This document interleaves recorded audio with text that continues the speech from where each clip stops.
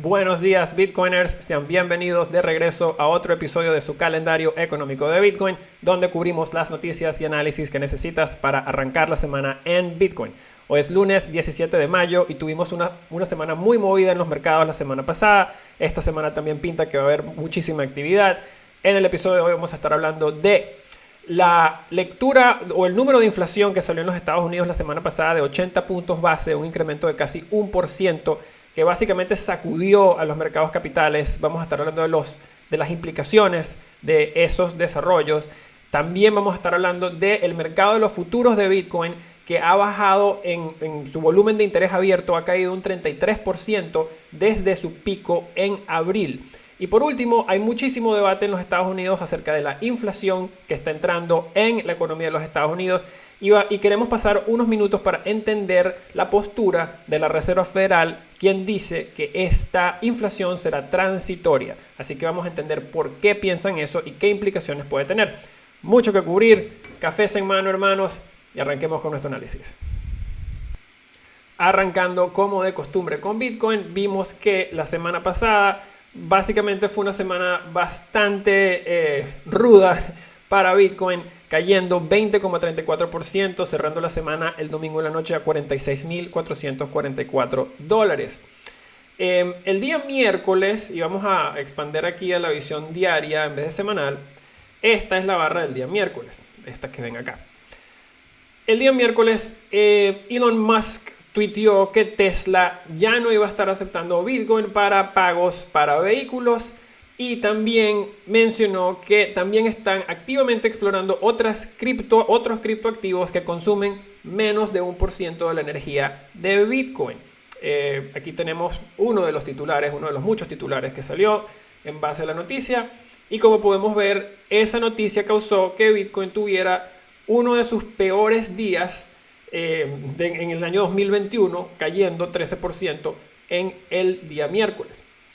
Seguidamente, el día jueves vimos que Michael Saylor de MicroStrategy anunció que había comprado otros $15 millones en Bitcoin.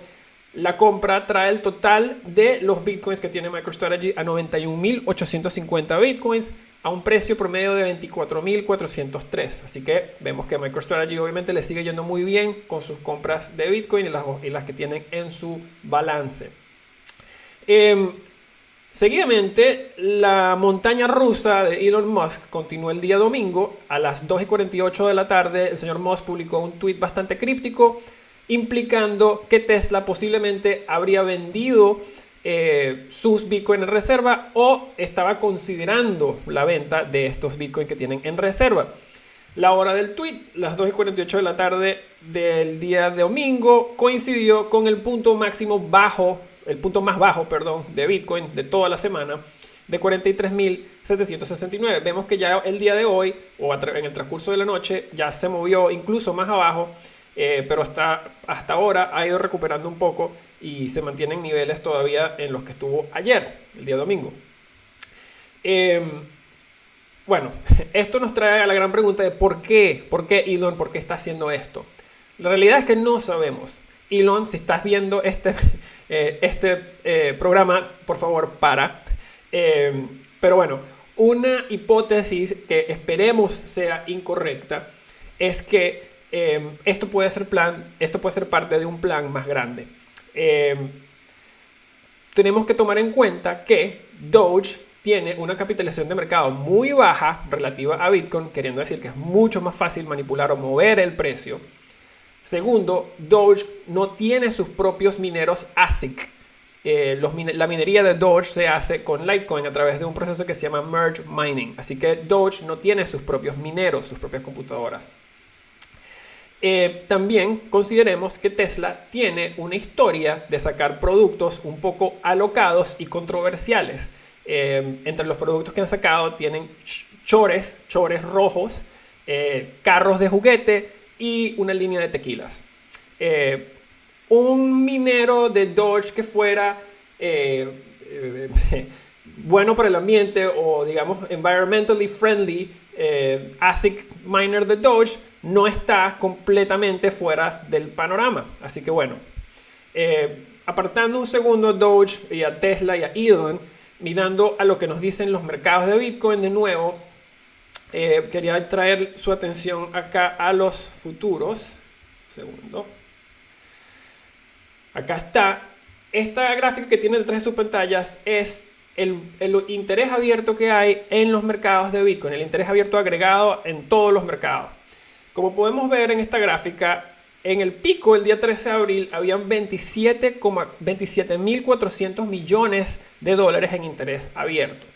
Si nos vamos hasta el día de hoy, vemos que solamente hay 18.000 millones de interés abierto en este mercado.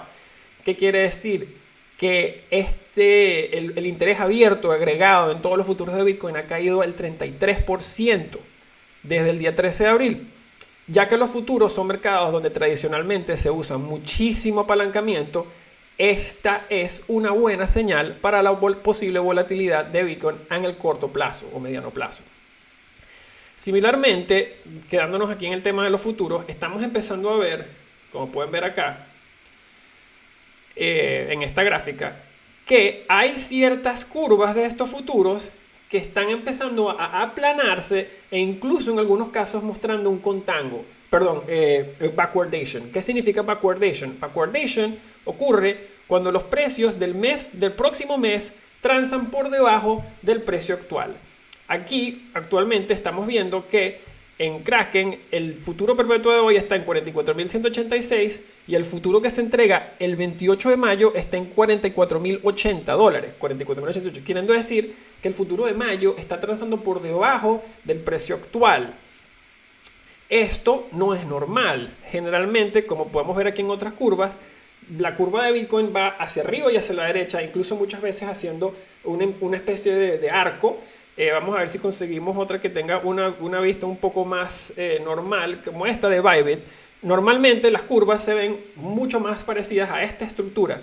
Como estamos viendo ahorita, Kraken nos está mostrando que hay ciertas curvas de futuros que están básicamente esperando que el precio de Bitcoin en los meses futuros esté por debajo del precio actual. Así que esto de nuevo nos dice que hay menos actividad en los futuros o menos actividad de especulamiento hacia el alza en los futuros, ¿verdad? Por último, miremos el mercado de las opciones y vemos que aquí, para el contrato de junio, esta línea amarilla que ven acá es el contrato de junio.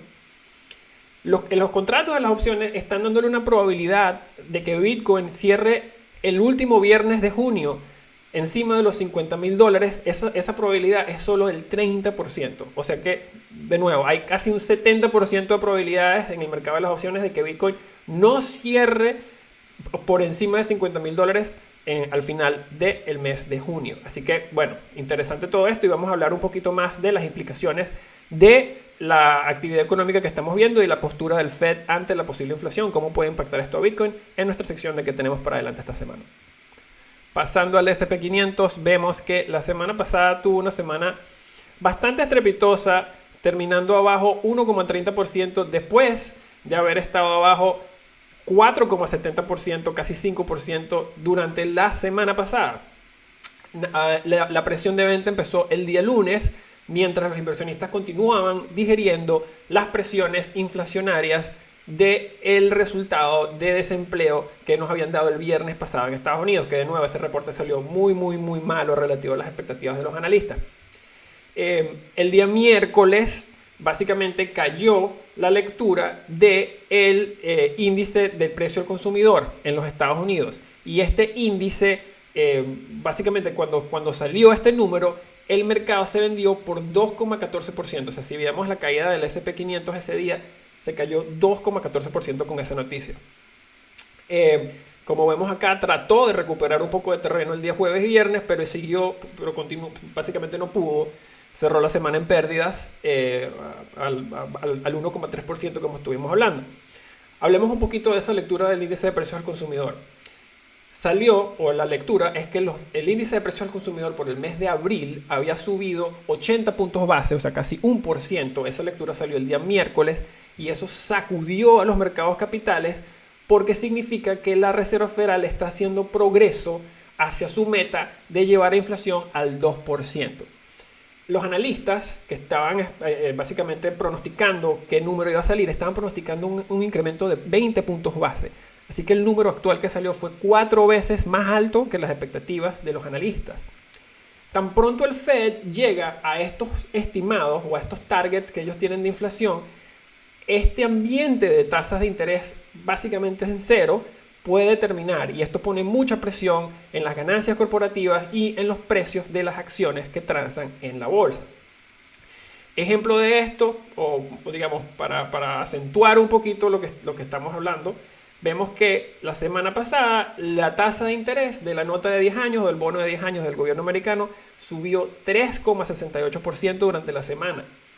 Los mercados van a seguir monitoreando esta tendencia, ya que también esto causó que el dólar se levantara o se elevara bastante entre la semana pasada, básicamente, y aunque devolvió muchas de sus ganancias, tuvo una semana que cerró en el alza, y eso fue después que ya habíamos visto que rompió un soporte bastante importante hacia la baja. Vemos que el día de la semana pasada lo tocó, esta línea tocó la línea de tendencia que habíamos marcado la semana pasada, pero no pudo, básicamente la rechazó y volvió hacia abajo. Vemos que esta semana está arrancando un poquito ya hacia la baja. Por otro lado, la noticia esta también causó que básicamente, déjame buscar el titular acá, sí. La noticia de la lectura del índice del precio al consumidor también causó que los money markets en los Estados Unidos, básicamente la probabilidad de los money markets están diciendo que hay una probabilidad de que el Fed incremente sus tasas de interés por 25 puntos base en diciembre del año 2022. Antes de que saliera la lectura del índice de los precios del índice al consumidor, esa probabilidad estaba en 88%. Luego que salió la noticia, esa probabilidad se fue al 100%. O sea, ¿qué quiere decir? Que los inversionistas ya están completamente convencidos de que la Fed va a tener que subir las tasas antes de que termine el año 2022. Por último, mirando a las ganancias corporativas que tenemos esta semana relevantes para Bitcoin, vemos que Canaan, ella es una empresa de manufactura de ASICs, de computadoras para la minería de Bitcoin, reportan antes que abra el mercado el día jueves. Así que vamos a estar pendientes de ese reporte, a ver qué nuevas noticias o desarrollos nos puede dar esto de la industria de la minería de Bitcoin. Pasando al oro, vemos que el oro tuvo su cierre semanal más alto en los últimos 6 meses. Así que eso ha sido bastante bueno para el oro. Vemos que la semana pasada subió 60 puntos base, cerrando a $1,842 por onza. El rally vino a pesar de que hubo un incremento semanal durante la misma semana para el dólar americano. Típicamente no vemos al oro subir cuando el dólar sube también. Así que esto nos habla de que la fuerza que tiene, el momentum que tiene los precios del oro en este momento. Si vemos acá ciertos titulares que salieron acerca del oro la semana pasada, vemos que el rally del oro, este titular dice, el rally del oro se queda corto ya que suben los intereses, la tasa de interés en los bonos americanos, y sube el dólar americano también. Como estamos hablando, no es común, y además que el dólar subiendo pone presión en los precios del oro. Así que, desde un punto de vista técnico, si nos vamos otra vez a la gráfica del oro, estuvimos hablando que la semana pasada básicamente se confirmó la ruptura de esta tendencia hacia la baja que ha tenido el oro desde agosto del año 2020. Dado este escenario, tanto el punto de vista técnico como lo que estamos viendo a nivel de inflación en el mundo macro, esta es una tendencia que debería continuar dadas, como estábamos hablando, este trasfondo de estos dos grandes factores, el macro y el punto de vista técnico. Pasando al índice FTX de DeFi, vemos que el índice de DeFi continúa mostrando fuerza relativa contra Bitcoin y contra Ethereum. Como podemos ver, la semana pasada cayó solo 2,41% comparado con la caída de Bitcoin de 20,34% y con la caída de Ethereum de 8,72%. Así que seguimos notando que DeFi, el índice de DeFi, está cayendo menos que el resto de los mercados cripto cuando bajan y subiendo más que el resto de los mercados cripto cuando suben. Esto nos quiere decir que hay fuerza relativa en el sector, y esto típicamente es fuerza de una seña de que hay demanda latente por este tipo de activos. El apetito de los inversionistas por el sector también continúa creciendo. la semana pasada vimos titulares de que hay fondos, hedge funds bastante importantes en los Estados Unidos, incluyendo Point72 de Steve Cohen, que están armando fondos para DeFi, específicamente para DeFi. Esto es muy importante para ponerlo en contexto. Point72 era uno de los hedge funds que estaba corto las acciones de GameStop durante toda esa saga que vivimos en los meses pasados.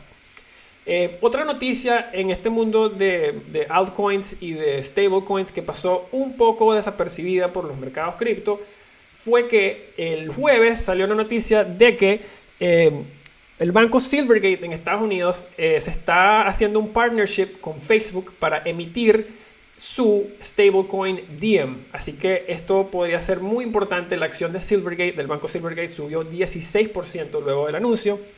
Y como estábamos mencionando, importante mantener el ojo en este sector, ya que está subiendo más que los otros criptoactivos cuando subimos y está bajando menos que los otros criptoactivos cuando bajamos. Eso quiere decir que hay mucho interés en este sector al momento. Pasando a nuestro comentario de dificultad de minería de Bitcoin, el día jueves pasado llegamos, a través del más reciente ajuste de dificultad, llegamos a, la dificultad llegó por encima de 25 terahashes y nos trajo a un nuevo máximo histórico en dificultad de Bitcoin.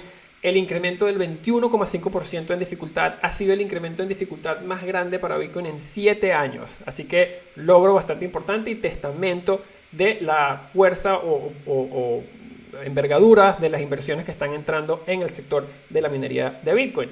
Similarmente, como ven detrás de mi pantalla, el mempool, y esto hay que celebrarlo, ha bajado nuevamente a niveles normales y los costos de transacción estaban a 6 Satoshi por V-Byte para meternos en el próximo bloque de confirmaciones. Eso fue anoche, hoy debe estar en niveles muy cercanos, así que de nuevo eso hay que celebrarlo porque ya la red de Bitcoin está de nuevo en tiempos y costos de transacciones muy dentro de lo normal.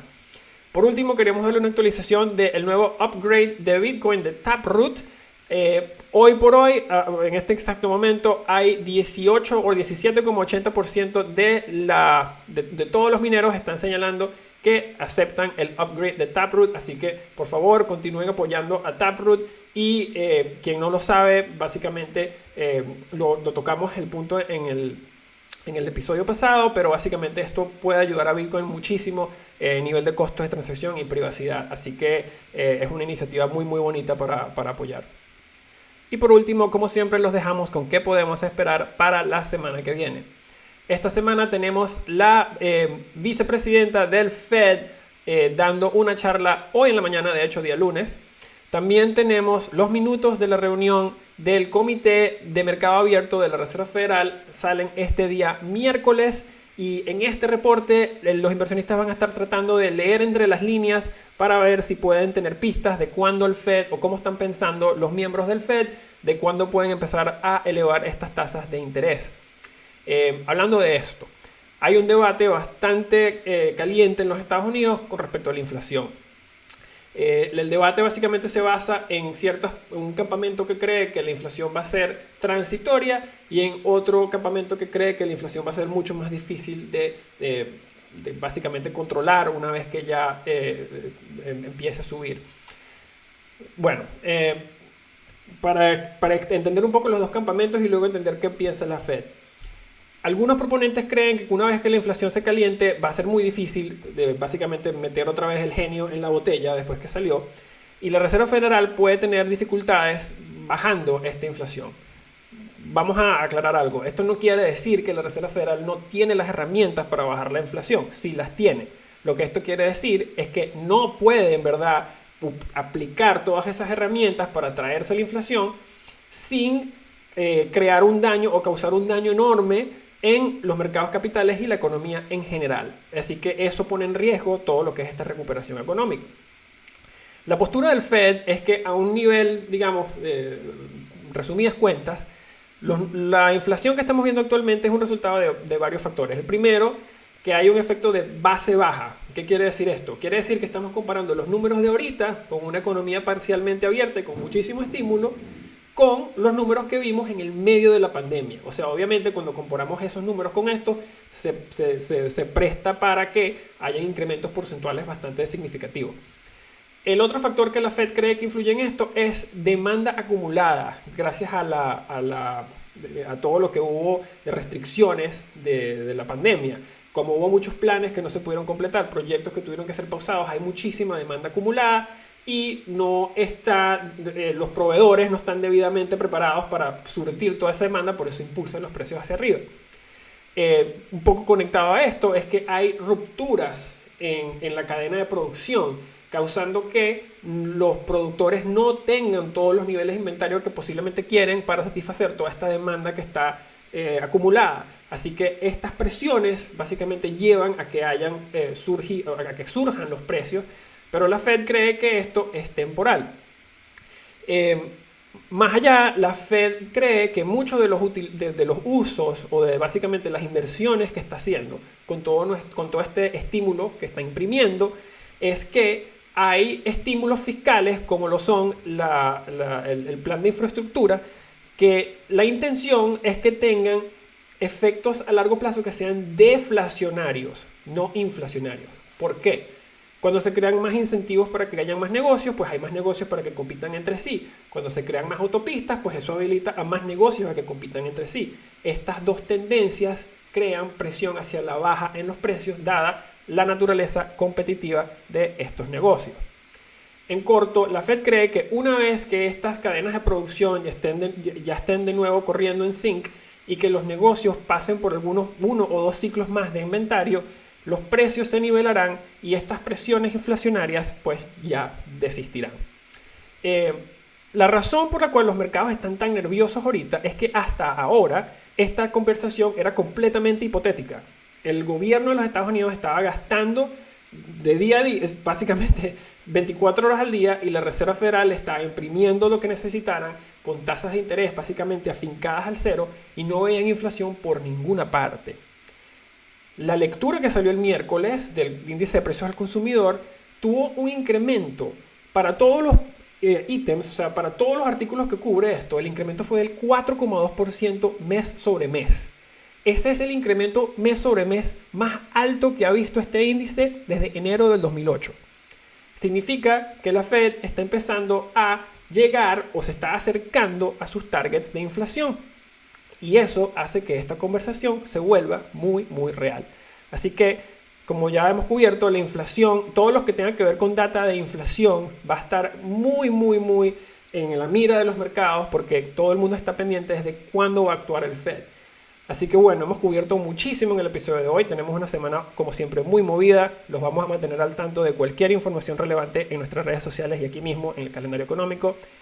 Si disfrutaron el show, si aprendieron algo, los invito a que le den like, se suscriban y lo compartan con sus amigos. Si todavía no tienen una cuenta de Ledn, los invito a que revisen ledn.io y aprendan cómo pueden empezar a ganar 12,5% en sus USDC o dólares digitales y 6,10% en sus primeros 2 Bitcoin. También tenemos créditos en dólares respaldados por Bitcoin si necesitas dólares y no los quieres vender. Y también tenemos B2X, donde puedes duplicar la cantidad de Bitcoin que tienes a través de un crédito del Ledn. Así que bueno, muchísimas gracias. Nos vemos la semana que viene. Los quiero mucho y hasta luego.